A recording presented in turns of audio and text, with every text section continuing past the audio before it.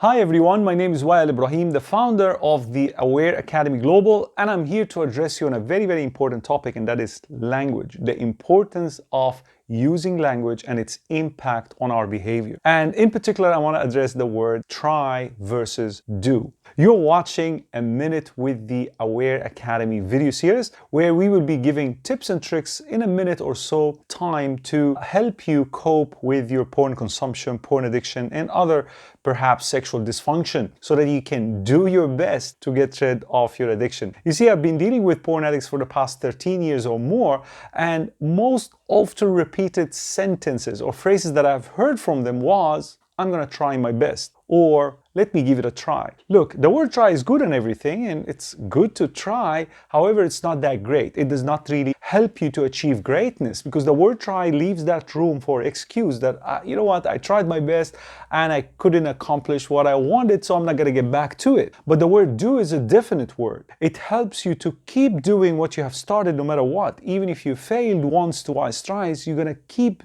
doing what you have started in order for you to reach your destination. So as John Maxwell said once before, let this day be a do day instead of a try day. Do yourself a favor and go do your best.